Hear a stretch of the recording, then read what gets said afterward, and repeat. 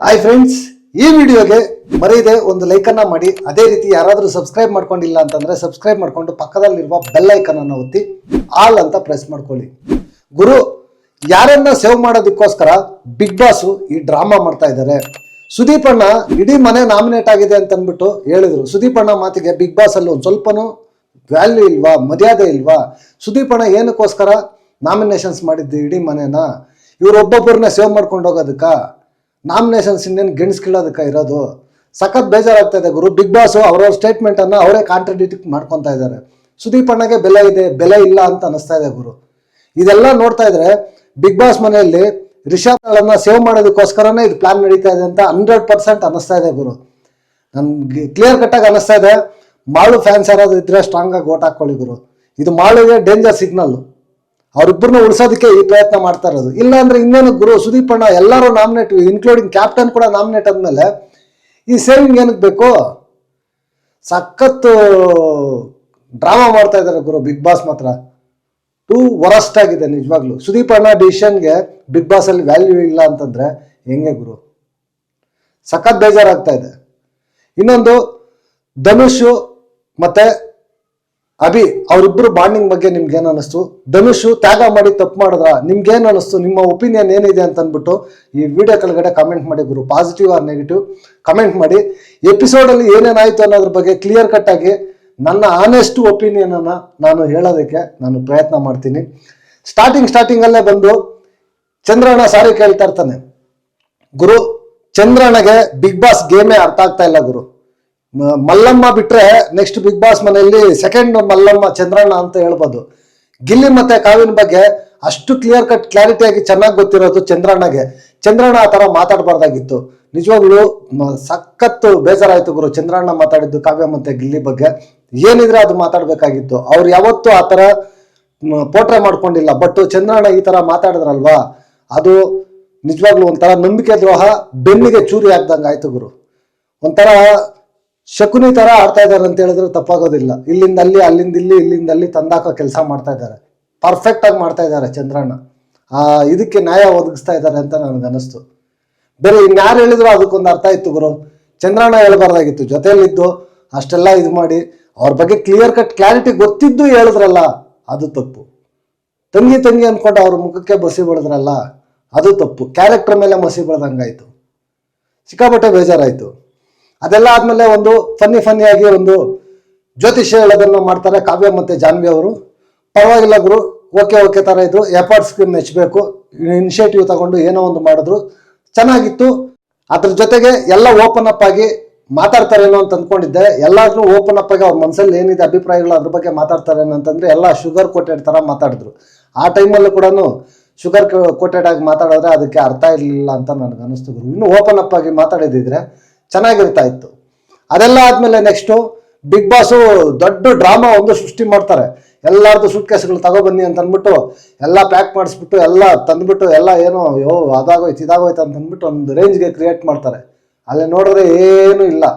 ನಿಮ್ಮ ಲಗೇಜನ್ನು ತಗೊಂಡೋಗಿ ಆಚೆ ಇಡಿ ಒಬ್ಬೊಬ್ರು ಅಂತ ಅಂದ್ಬಿಟ್ಟು ಸ್ಟೈಲಾಗಿ ಅವ್ರು ತಗೊಂಡೋಗಿ ಆಚೆ ಇಡ್ತಾರೆ. ಅದನ್ನು ಅಶ್ವಿನಿ ಮೇಡಮ್ ಆಚೆ ಹೋಗಿ ಬ್ಯಾಗ್ ಇಡೋದನ್ನು ಕ್ಯಾಪ್ಚರ್ ಮಾಡಿಬಿಟ್ಟು ಪ್ರೋಮೋದಲ್ಲಿ ಒಂದು ರೇಂಜ್ಗೆ BGM ಹಾಕಿ ಎಲಿವೇಶನ್. ಅದಕ್ಕೆ ಎಪಿಸೋಡ್ ಅಲ್ಲಿ ನೋಡಿದ್ರೆ ತುಸ್ ಪಟಾಕಿ, ಏನೂ ಇಲ್ಲ.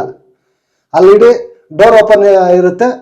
ವೀಕೆಂಡ್ ನೀವು ಬ್ರೋಗೋವರೆಗೂ ಆ ಡೋರ್ ಹಂಗೇ ತೆರೆದಿರುತ್ತೆ. ಅದು ದೊಡ್ಡ ವಿಚಾರನ ಹೇಳಿ? ಡೋರ್ ಓಪನ್ ಮಾಡಿ ಇಟ್ಬಿಡೋದು ದೊಡ್ಡ ವಿಚಾರ. ಇಟ್ಬಿಟ್ಟು ನೀವು ಗೇಮನ್ನು ಆಡಬೇಕು. ಚೆನ್ನಾಗಿ ಆಡಿ ನೀವು ನಿಮ್ಗೊಂಥರ ರಿಮೈಂಡರ್ ಇದ್ದಂಗೆ. ಏನಪ್ಪ ಬಿಗ್ ಬಾಸು ಅದೇನು ಇದು ಮಾಡ್ತಾ ಇದ್ದಾರೋ ಏನು ಒಂದು ಗೊತ್ತಾಗ್ತಾ ಇಲ್ಲ ಗುರು. ಅವ್ರಿಗೆ ಗೊತ್ತಾಗಬೇಕು. ಅದೆಲ್ಲ ಆದ್ಮೇಲೆ ನೆಕ್ಸ್ಟು ಧ್ರುವಂತ್ ಗುರು. ಧ್ರುವಂತ್ ರಕ್ಷಿತಾ ಬಗ್ಗೆ ಮಾತಾಡ್ತಾರೆ ಗುರು. ಬ್ಯಾಕ್ ಬಿಚ್ಚಿಂಗ್ಗೆ ಸ್ಟಾರ್ ಯಾರಾದರೂ ಇದ್ದಾರೆ ಅಂತಂದ್ರೆ ಧ್ರುವಂತ್ಗೆ ಏನಾದ್ರೂ ಆಗಲಿ ಯಾರಿಗಾದ್ರೂ ಆಗಲಿ ಎದುರುಗಡೆ ಮಾತಾಡೋ ತಾಕತ್ತಿಲ್ಲ ಗುರು ನಿಜವಾಗ್ಲು. ಇದುವರೆಗೂ ಒಂದು ಇನ್ಸಿಡೆಂಟ್ ಅಲ್ಲಿ ಧ್ರುವಂತ್ ಯಾರ ಜೊತೆ ಆದ್ರೂ ಫೇಸ್ ಟು ಫೇಸ್ ಮಾತಾಡಿದಾರಾ, ಆರ್ಗ್ಯುಮೆಂಟ್ ಮಾತಾಡಿದಾರಾ? ಇಲ್ಲ. ಎಲ್ಲ ಹಿಂದೆ ಕುತ್ಕೊಂಡು ಮಾತಾಡೋದು. ರಕ್ಷಿತಾ ಹಿಂಗೆ, ಸೂರಜ್ ಹಂಗೆ, ಬೇರೆಯವ್ರ ಹಿಂಗೆ, ಅಶ್ವಿನಿ ಮೇಡಮ್ ಹಿಂಗೆ. ಯಾರ ಜೊತೆ ಗುರು ಧ್ರುವಂತ್ ಕರೆಕ್ಟ್ ಆಗಿರೋದು? ಪ್ರತಿಯೊಬ್ಬರ ಜೊತೆ ಕೂಡ ಇದೇ ತರ ಬ್ಯಾಕ್ ಬಿಚಿಂಗ್ ಮಾಡೋದು. ಕಾವ್ಯ ಆಗಲ್ಲ, ಸ್ಪಂದನ ಆಗಲ್ಲ. ಈ ಧ್ರುವಂತ್ ಮಾತ್ರ ಒಬ್ಬ ರೈಟ್ ಗುರು ಧ್ರುವಂತ್ ಲೆಕ್ಕಾಚಾರದಲ್ಲಿ.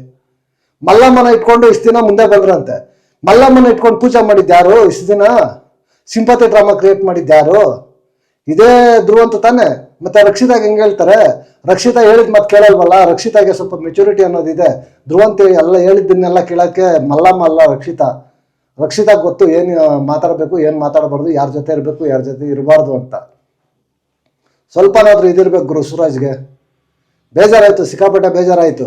ಕ್ಯಾಮ್ರಾ ಮುಂದೆ ಹೋಗ್ತಾರೆ, ಕ್ಯಾಮ್ರಾ ಇದ್ರೆ ಯಾವ ರೀತಿ ಇದು ಮಾಡ್ತಾರೆ ಅದೆಲ್ಲ ಆದಮೇಲೆ ಪ್ಲ್ಯಾನ್ ಮಾಡಿ 2 ದಿನ ಅಲ್ಲಿ ಇಲ್ಲಿ ಅಂತ ಇದು ಮಾಡಿಬಿಟ್ಟು ಪಾತ್ರೆ ತೊಳೆದ್ಬಿಟ್ಟು ನಾನು ಪ್ಲ್ಯಾನ್ ಮಾಡಿಬಿಟ್ಟು ನಾನೊಬ್ಬರೇ ಅಡುಗೆ ಮಾಡ್ತಾ ಇದ್ದೀನಿ ಅಂತ ಟಾರ್ಗೆಟ್ ಮಾಡಿಸೋ ಥರ ಮಾಡಿದ್ರು.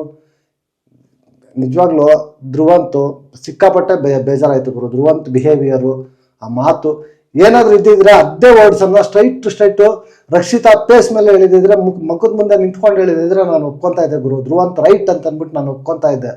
ಬಟ್ಟು ಹಿಂದೆ ಮಾತಾಡೋದಿದೆಯಲ್ಲ ಅದು ಸರಿ ಇಲ್ಲ. ಎಕ್ಸ್ಪೆಷಲಿ ಧ್ರುವಂತ್ ಬ್ಯಾಕ್ ಬಿಚ್ಚಿಂಗ್ಗೆ ಸ್ಟಾರ್ ಅಂತ ಹೇಳ್ತಾ ಇದ್ದೀನಿ.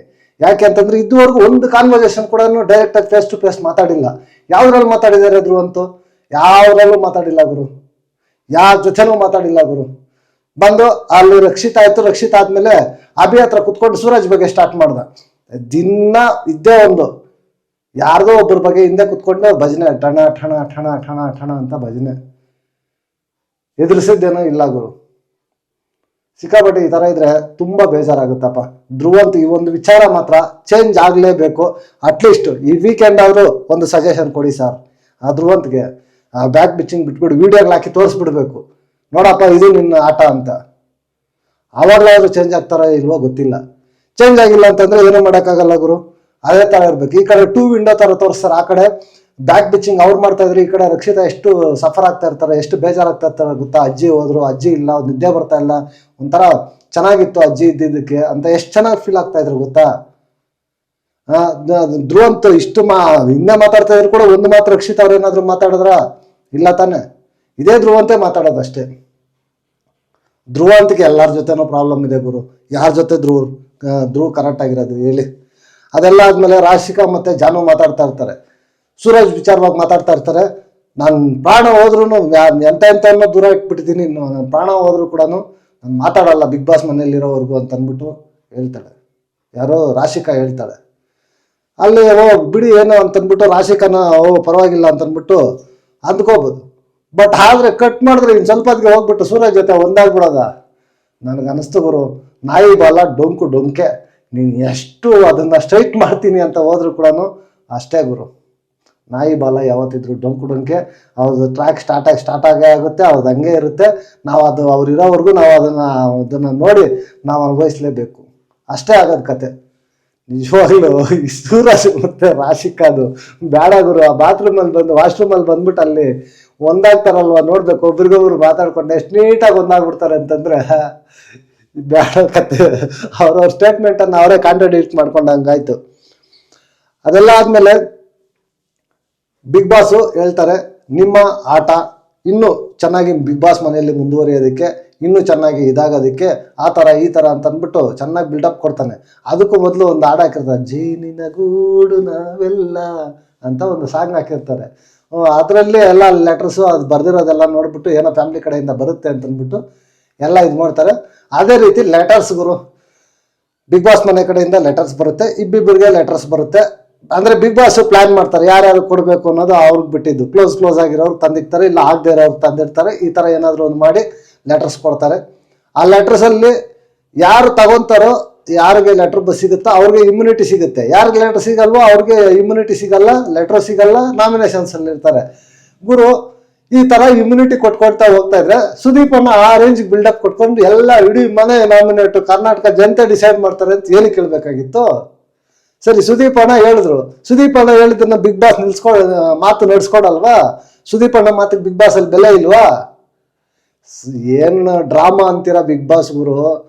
ಸಿಕ್ಕಾಪಟ್ಟೆ ಬಿಗ್ ಬಾಸ್ ಅವ್ರ ಸ್ಟೇಟ್ಮೆಂಟ್ ಅನ್ನ ಅವರೇ ಕಾಂಟ್ರಡಿಕ್ಟ್ ಮಾಡ್ಕೊತ ಇದ್ದಾರೆ. ಬೇರೆ ಇನ್ನೇನು ಕಾನ್ಸೆಪ್ಟ್ ಇಲ್ವಾ? ಬೇರೆ ಇನ್ನೇನಾದ್ರು ಸೃಷ್ಟಿ ಮಾಡೋಕ್ಕಾಗಲ್ವಾ? ಈ ಸೇವಿಂಗ್ ಆರ್ಡರ್ ಏನಕ್ಕೆ ಬೇಕಾಗಿತ್ತು ಅಂದ್ರೆ ನಿಮ್ಮ ಮನಸ್ಸಿಗೆ ಯಾರನ್ನ ಸೇವ್ ಮಾಡ್ಬೇಕಂತಿದೆ, ಅದಕ್ಕೋಸ್ಕರನೇ ಈ ಡ್ರಾಮಾ ಮಾಡಿರೋದು, ಅದಕ್ಕೋಸ್ಕರನೇ ಈ ಲೆಟರ್ ಸೃಷ್ಟಿ ಮಾಡಿರೋದು. ಇಲ್ಲ ಅಂತಂದ್ರೆ ಬಿಟ್ಬಿಡ್ತಾ ಇದ್ರಿ ನಿಮ್ಮ ಪಾಡಿಗೆ ನೀವು. ಯಾವ್ದು ಟಾಸ್ಕ್ ಇಲ್ಲ, ಅದಿಲ್ಲ ಇದಿಲ್ಲ ಅಂತ ಅಂದ್ಬಿಟ್ಟು ಎಲ್ಲ ಮಾಡ್ತಾ ಇದ್ದೀರಾ. ಗೇಮ್ ಒಂದಿಲ್ಲ ಅಷ್ಟೇ, ಫಿಸಿಕಲ್ ಗೇಮ್ ಒಂದಿಲ್ಲ ಅಷ್ಟೇ, ಅಷ್ಟು ಬಿಟ್ಬಿಟ್ಟು ಇನ್ನೆಲ್ಲ ಮಾಡ್ತಾ ಇದ್ದೀರಾ. ಸಿಕ್ಕಾಪಟ್ಟೆ ಒಂಥರ ಬೇಜಾರಾಯ್ತಪ್ಪ. ಈ ಲೆಟರ್ಸಲ್ಲಿ ಫಸ್ಟ್ ಸ್ಟಾರ್ಟಿಂಗ್ ಬಂದಾಗ ಪೋಸ್ಟ್ ಮ್ಯಾನ್ ಬರ್ತಾನೆ.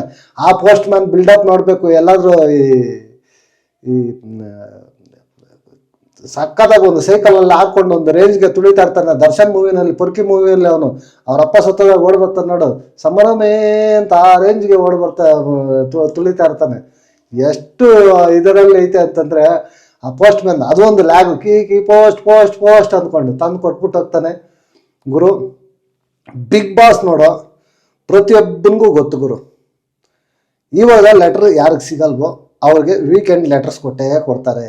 ಸುದೀಪ್ ಅಣ್ಣ ಬಂದಾಗ ಇಲ್ಲ ಸಂಡೇ ಎಪಿಸೋಡಲ್ಲಿ ಯಾವತ್ತಾದರೂ ಲೆಟರ್ಸ್ ಕೊಡ್ತಾರೆ ಅಂತ ಎಲ್ಲರಿಗೂ ಗೊತ್ತು. ಯಾರಿಗೆ ಸಿಗಲ್ವೋ ಅವ್ರಿಗೆ ಕೊಡ್ತಾರೆ ಅಂತ ಗೊತ್ತು. ಬಟ್ ಆದರೆ ಇದರಲ್ಲಿ ಒಂದು ಅಡಿಷ್ನಲ್ ಎಕ್ಸ್ಟ್ರಾ ಆ್ಯಡ್ ಮಾಡಿರೋದೇನು, ಇಮ್ಯುನಿಟಿ ಅನ್ನೋದು ಒಂದನ್ನು ಆ್ಯಡ್ ಮಾಡಿದ್ದಾರೆ. ಬಟ್ ಫಸ್ಟು ಅಭಿ ಮತ್ತು ಧ್ರುವಂತ್ ಇವ್ರು ಧನುಗೆ ಬರುತ್ತೆ. ಅಭಿ ಅವ್ರ ಅಮ್ಮ ಬರೆದಿರ್ತಾರೆ, ಈ ಕಡೆ ಧನು ಅವರ ವೈಫ್ ಬರೆದಿರ್ತಾರೆ. ಇಬ್ಬರಿಗೂ ಸ್ಪೆಷಲ್ ಗುರು, ಇಬ್ಬರಿಗೂ ಲೆಟರ್ಸ್ ಬೇಕು. ಇಬ್ಬರು ಕೂತ್ಕೊಂಡಿರ್ತಾರೆ, ಮಾತಾಡ್ತಾ ಇರ್ತಾರೆ, ಏನು ಮಾಡೋದು ಅಂತ ಇದು ಮಾಡ್ಕೊತಾರೆ. ಎಲ್ಲ ಡಿಸೈಡ್ ಮಾಡ್ಕೊಂಡಿದ್ದಾದ್ಮೇಲೆ ಬಿಗ್ ಬಾಸು ಅನೌನ್ಸ್ಮೆಂಟ್ ಮಾಡ್ತಾರೆ. ನೋಡ್ರಪ್ಪ, ಧನು ಕೇಳ್ತಾರೆ, ನೀನು ಲೆಟ್ರ್ ತಗೊಂಡ್ರೆ ನಿನ್ನ ಲೆಟ್ರು ಸಿಗುತ್ತೆ, ನೀನು ಸೇಫು. ಇಲ್ಲ ಅಭಿ ಕೊಟ್ಬಿಟ್ರೆ ಅವ್ನಿಗೆ ಲೆಟ್ರ್ ಸಿಗುತ್ತೆ, ಇಮ್ಯುನಿಟಿನ ಅವ್ನಿಗೆ ಹೋಗುತ್ತೆ. ನಿನಗೆ ಲೆಟ್ರು ಇಲ್ಲ, ಇಮ್ಯುನಿಟಿನಿಲ್ಲ, ಒಂದು ಬಾಟ್ಲ್ ಇರುತ್ತೆ, ಆ ಬಾಟ್ಲಲ್ಲಿ ಲೆಟ್ರ್ ಇರುತ್ತೆ, ತಗೊಂಡೋಗಿ ಸ್ವಿಮ್ಮಿಂಗ್ ಪೂಲಲ್ಲಿ ಹಾಕು ಅಂತ ಹೇಳ್ಬಿಟ್ಟು ಹೇಳ್ತಾರೆ. ಗುರು ಇಲ್ಲಿ ಬಿಗ್ ಬಾಸ್ ಹೇಳ್ತಾರೆ, ಯೋಚನೆ ಮಾಡಿ ತಾಳ್ಮೆಯಿಂದ ಎಲ್ಲ ರೀತಿಯಿಂದ ನಿರ್ಧಾರ ತಗೊಳಪ್ಪ ಧನು ಅಂತ ಕೇಳ್ತಾರೆ. ಧನು ಆಯಿತು ಅಂತ ಅಂದ್ಬಿಟ್ಟು ಡಿಸಿಷನ್ ಹೇಳ್ಬೇಕಂತ ಅಭಿಗೆ ಕೊಡ್ತೀನಿ ಬಿಗ್ ಬಾಸ್ ಅಂತಾರೆ. ಬಿಗ್ ಬಾಸ್ ಮತ್ತೆ ಇನ್ನೂ ಒಂದ್ಸಲ ಕೇಳ್ತಾರೆ, ಇದೇನಾ ನಿನ್ನ ಅಂತಿಮ ನಿರ್ಧಾರ ಅಂತಂದ್ಬಿಟ್ಟು. ಗುರು ಈ ಸೆಲ್ಫ್ ನಾಮಿನೇಷನ್ ಆಗೋದೇನು ಗುರು? ನನಗೆ ಬಿಗ್ ಬಾಸಲ್ಲಿ ಇಷ್ಟ ಆಗದೆ ಇರೋದು ಈ ಸೆಲ್ಫ್ ನಾಮಿನೇಟ್ ಆಗೋದು. ಯಾರೇ ಆಗೋಗಿರಲಿ ಸೆಲ್ಫ್ ನಾಮಿನೇಟ್ ಆಗೋದು ಇಷ್ಟ ಇಲ್ಲ ಗುರು ನನಗೆ. ಈಗ ಜನಗಳ ಪಾಯಿಂಟ್ ಆಫ್ ವ್ಯೂನಲ್ಲಿ ನೋಡಿದ್ರೆ ಅಭಿ ಗುಡ್ ಹೀರೋ, ರಾಕ್, ಎಂಥ ಫ್ರೆಂಡ್ಶಿಪ್ಗೆ ವ್ಯಾಲ್ಯೂ ಕೊಟ್ಟ, ಎಂಥ ಒಳ್ಳೆ ಮನಸ್ಸು, ಏನು ಸೂಪರ್ ಮೈಂಡ್ ಬ್ಲೋಯಿಂಗು, ಕಿರಾಕು, ಏನು ಬೇಕಾದರೂ ಹೇಳ್ಬೋದು. ಅಭಿ ಒಂದು ಧನು ಒಂದು ಜಮ್ ಅಂತ ಏನು ಬೇಕಾದರೂ ಹೇಳ್ಬೋದು. ಲೆಟರ್ ತ್ಯಾಗ ಮಾಡಿಬಿಟ್ರು, ಸೂಪರ್ ಎಕ್ಸ್ಟ್ರಾಡಿನರಿ, ಎಷ್ಟು ಬೇಕಾದರೂ ಹೇಳ್ಬೋದು, ಎಲ್ಲ ಓಕೆ. ಬಟ್ ಕಾಯಿನ್ಗೆ ಅದರ್ವೈಸ್ ಅಂದರೆ ಎರಡನೇ ಸೈಡ್ ನೋಡಿದಾಗ ನನಗೇನು ಅನ್ನಿಸ್ತು ಅಂತಂದರೆ ಲೆಟರ್ಸು ವೀಕೆಂಡ್ ಎಲ್ಲರಿಗೂ ಸಿಗುತ್ತೆ ಗುರು ಒಂದು. ಬಟ್ ಇಮ್ಯುನಿಟಿ ಬಿಟ್ಕೊಟ್ರು ಗುಡ್, ನಾನು ಒಪ್ಕೊತೀನಿ. ಆದರೆ ಈಗ ಲೆಟರ್ ಇವರೇ ಬೇಡ ಅಂತ ಕೊಟ್ಟಿದ್ದಾದ್ಮೇಲೆ ಟೂ ಎಮೋಷ್ನಲ್ ಆಗಬಾರ್ದು. ಯಾರೇ ಆಗಿರಲಿ ಲೆಟರ್ ಬಿಟ್ಕೊಟ್ಟವರು ಎಮೋಷ್ನಲ್ ಆಗಬಾರ್ದು ಗುರು. ಎಮೋಷ್ನಲ್ ಆಗೋಕ್ಕೆ ರೆಡಿ ಇದ್ದರೆ ಲೆಟರ್ ಬಿಡಬಾರ್ದು. ಮತ್ತೇನು ಬಿಡ್ತೀರಾ? ಇವಾಗ ನೀವು ಕೊಡೋ ಅಂತ ಹತ್ಕೊಂಡು ಕುತ್ಕೊತೀರಾ, ಆಗೋದೇ ಇಲ್ಲ ಅಳು ನಿಲ್ಸೋದಕ್ಕೆ ಅಂತಂದರೆ ಲೆಟರ್ ತಗೋಬೇಕು. ಲೆಟರ್ ಕೊಟ್ಬಿಟ್ಟು ಆಳೋದೇನಕ್ಕೆ? ಆವಾಗ ಅದು ಅವ್ರ ಸ್ಟೇಟ್ಮೆಂಟನ್ನು ಅವರ ಕಾಂಟ್ರಡಿಕ್ಟ್ ಮಾಡ್ಕೋಬೇಕಾಗಿ ಬರುತ್ತೆ. ಅದ್ರ ಜೊತೆಗೆ ಜನಗಳ ಪಾಯಿಂಟ್ ಆಫ್ ವ್ಯೂನಲ್ಲಿ ಎಲ್ಲರಿಗೂ ಗೇಮ್ ಅವೇರ್ನೆಸ್ ಇದೆ ಗುರು. ಹಿಂಗೆ ಮಾಡಿದ್ರೆ ಹಿಂಗೆ ಹೋಗುತ್ತೆ ಹೊರಗಡೆ ಅನ್ನೋದು ಎಲ್ಲರಿಗೂ ಗೊತ್ತು. ಜನಗಳ ಪಾಯಿಂಟ್ ಆಫ್ ವ್ಯೂನಲ್ಲಿ ಒಳ್ಳೆಯವರಾಗಬೇಕು ಅನ್ನೋದು ಇರುತ್ತೆ. ಅದಕ್ಕೋಸ್ಕರ ಆ ಥರ ಮಾಡ್ತಾರೆ ಅಷ್ಟೇ. ನಾನು ಎರಡೂ ಥರನೇ ಹೇಳಿದ್ದೀನಿ ಧನು ಬಗ್ಗೆ. ಒಂದು ಗುಡ್ಡು, ಇನ್ನೊಂದು ಈ ಥರ ಗೇಮ್. ಎರಡೂ ಥರನೂ ನನ್ನ ಅನಾಲಿಸಿಸನ್ನು ನಾನು ಹೇಳಿದ್ದೀನಿ. ನೆಕ್ಸ್ಟು ಅಭಿಗೆ ಲೆಟರ್ ಸಿಗುತ್ತೆ.